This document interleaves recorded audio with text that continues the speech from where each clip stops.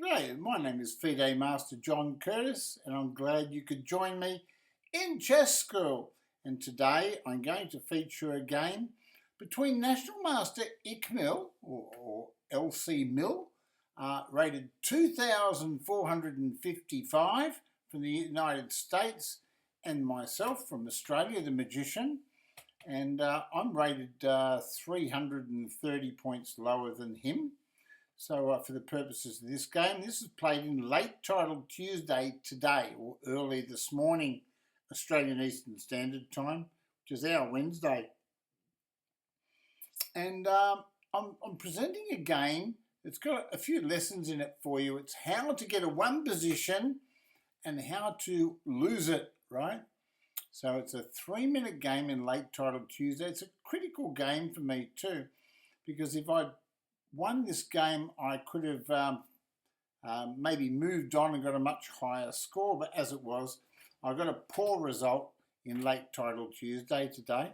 But I thought it's very important that though I lost, I thought maybe you guys out there, you can learn a little bit from this, and you will see that I'm about to announce checkmate when it's not checkmate, right?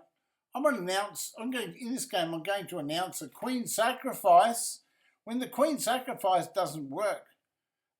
In this game, I'm going to sacrifice with a double exclamation mark move, and unfortunately, the whole variation doesn't work. So you can just tear your hair out and drive yourself crazy. And I missed a forced checkmate, and I'll show you how and why all these mistakes are made. Okay, d4 was played. My opponent played knight f6. We've got a queen's pawn opening. c4, g6, knight c3. He played bishop g7 quietly.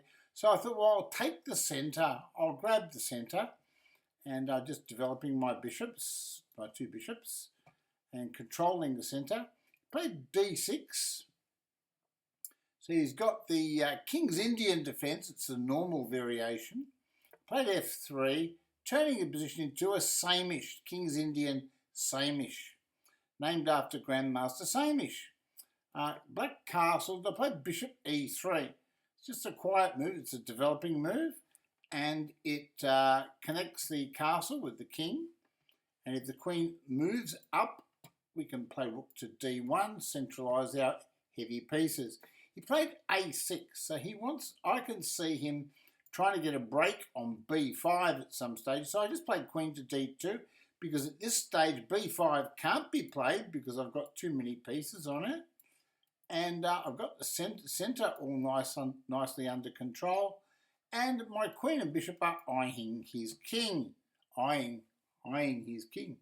Knight b5 to d7 is played, and so now he probably wants to strike in the centre.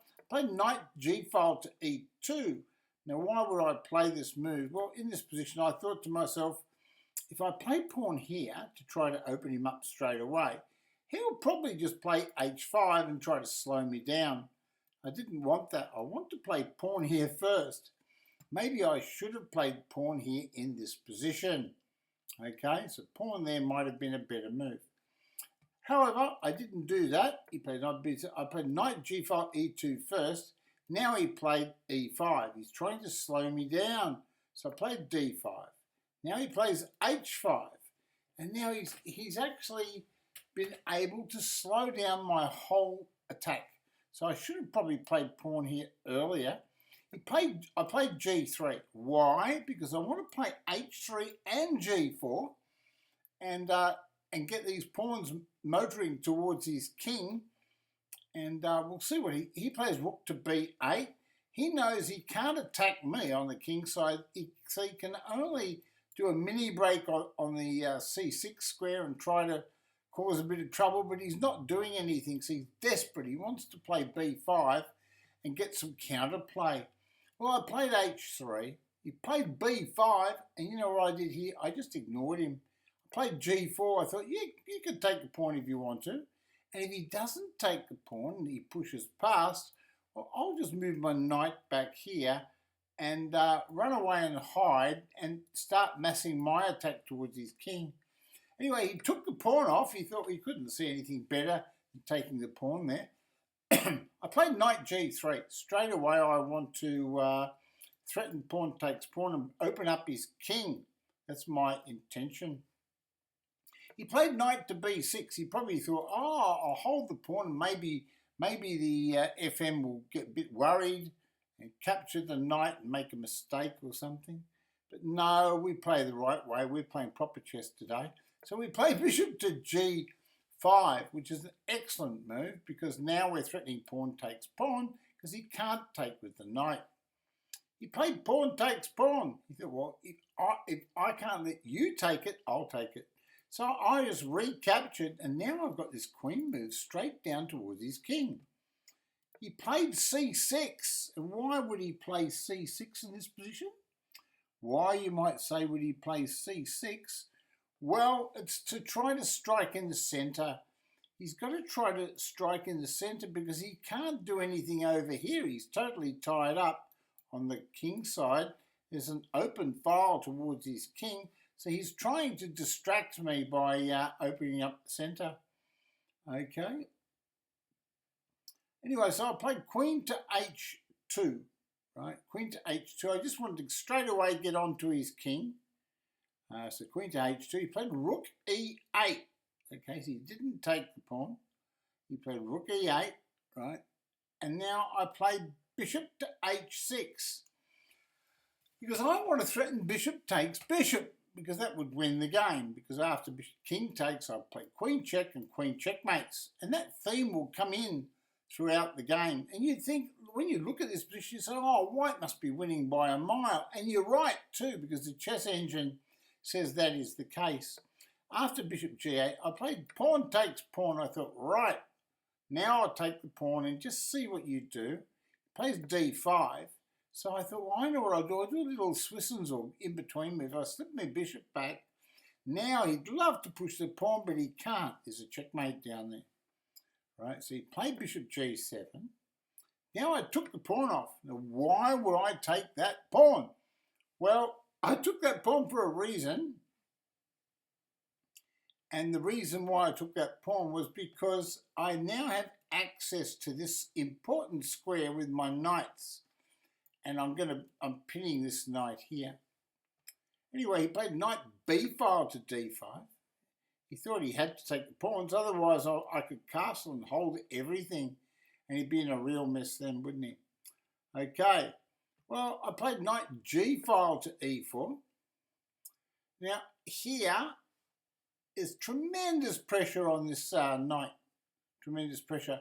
It might be threatening knight takes knight here.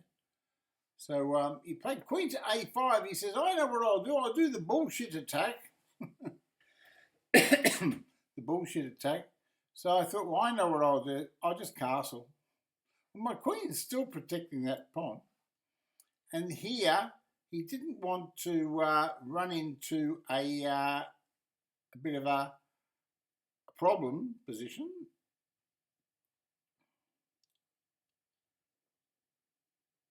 Yeah, here, his problem with knight takes knight is there's a very, very, very strong attack on his king down there, right? After a few moves.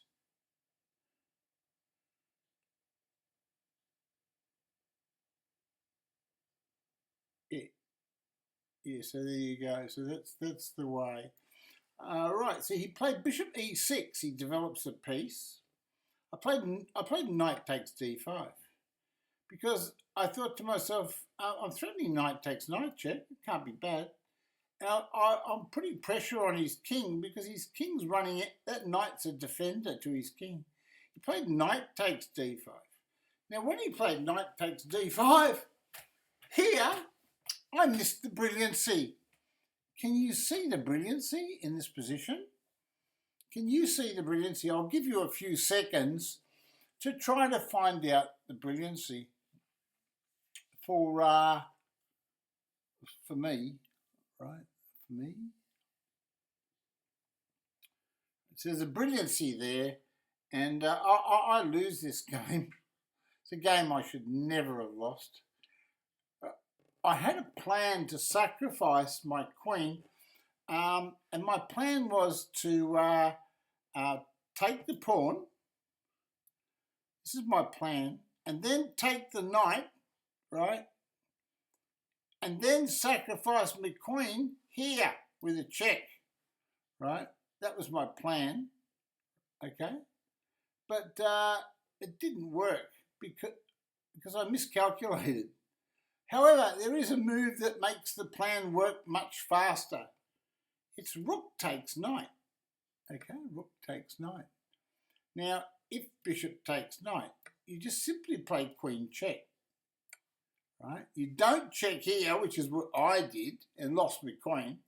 And after king here, can you see how the bishop's covering the escape square? Well, now you can give up the queen, because after he takes with the bishop, you play rook takes bishop check, and he plays king here, and that's checkmate. Can you see? So that's the game that I should have played. And so in that position, I did play knight to d5. He did play knight takes d5, and now I played bishop takes c4. Well, that's just incorrect.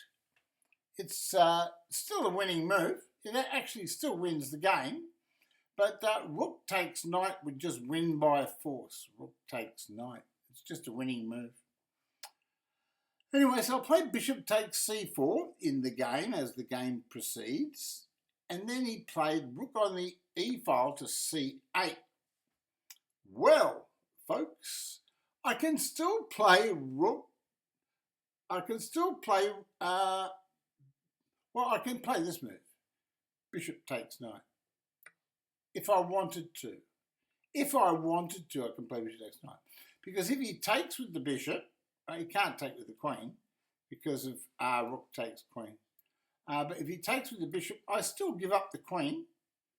Check here, right? And then he takes off the queen. Then I check him here. Okay. And then when he takes that, I give him a check here, I think. Then he goes here. And then I play rook here. Oh no, that doesn't work either because he's got rook takes pawn check. Yes, that doesn't work. This is how I lost the game. Yes, so knight takes d5, knight takes d5, bishop takes c4. That's how the game went. You play rook on the e file to c8. I played rook takes d5, which is the right move, right? It's the right move. And then he played bishop takes d5. So then it's in this position. It's not the queen check here. It's the queen check here that wins. Queen to h7 check, right? That's the winning move. And this is what I missed. I missed a check and followed by a checkmate, right? So, yeah, as you can see, I played knight f6 check, which still wins. Funnily enough, even though I could sacrifice my queen and mate him with the bishop and the rook, I found this move knight check, and it still wins, right? And he plays king f8, right? This was actually played in the game. And then I played knight takes d5, okay? And this move still wins, right? Because you played rook takes c6, and now, you know what, I thought I had the checkmate, so I went and checked him here, thinking that after he takes the bishop, I could check him here and mate him. But what happened was he took my queen. He took my queen off. So after I checked him, he just takes the queen. The bishop recaptures, right? This is what happened. And after rook takes bishop check. He just moves his king up. And the problem is that I can't checkmate him here because he's got rook takes bishop. But there is a winning move, right, in this position. The winning move is, well, he's threatening queen takes knight because that's pinned. And he's threatening rook takes bishop, check. So king here wins. Isn't that amazing? And now if he takes the bishop, I play queen check here. And then when he takes, rook takes check again, king here, and checkmate. Because the rook has moved off the defending square. Right? And we've got enough pieces to defend the king. So there you go. So this is how I lost my silly game. I played on for a few moves, but it was a bit embarrassing. Rook takes d5, bishop takes d5, knight f6 check, king f8, knight takes d5, correct. Rook takes c6. I played queen checks, and he took it off. I took that one. He took with the king. I said, checkmate, but it wasn't checkmate. So he took it off, and I just did silly buggers, and I just took his rook, and he played rook takes f3, and king c2, queen c5, b3, and queen f2, king to b1, and rook to g3, resigns because I can't stop this check. And that, my friends, was the end of the game. That check will checkmate me or something. I've probably got to play knight here or something. He can just check here. And or he can just take the knight. You can just take the knight if he wants to, but just check here wins. And that's a winning game, easy winning game. This pawn or queen, it'll go straight through. Okay, I hope you enjoyed that game. This Samisch from the late titled Tuesday. So there you go. It's the Samisch from the late titled Tuesday. So there's the late titled Tuesday, and it was won today by Grandmaster Michanik. Grandmaster Michanik. I think Jeffrey Zong might have came second, and I know third place was Bogdan Diak. Hikaru did enter the tournament, but I think he pulled out at some stage. Or he might have finished lower down. But the tournament was won by Grandmaster Michanik. Okay, I hope you enjoyed that. Please thumbs up if you like the video. Give it the thumbs up. There's a little thumbs icon there. And in the video description, there will be a link to how you can financially support the channel if you're that way inclined. I'll see you again in chess school. And we didn't introduce Grandmaster Teddy. We haven't seen Grandmaster Teddy today. I streamed for 6 hours this morning on Twitch TV. So I'm a little bit tired. Right, Teddy? I'm a little bit tired. So Teddy and I are going to go and have a nap. A grandpa nap. So goodbye to the Beast, Krell7 and all my chess friends. And I want to thank you all for supporting my channel. We did break through 1,000 members on YouTube, so really that made me very, very happy to know that you guys out there are supporting me. Okay, Ted? Oh yeah, Johnny, I'd like to thank everybody for coming in and watching our videos. Thank you, Teddy. Thank you. Bye-bye now, and God bless you all.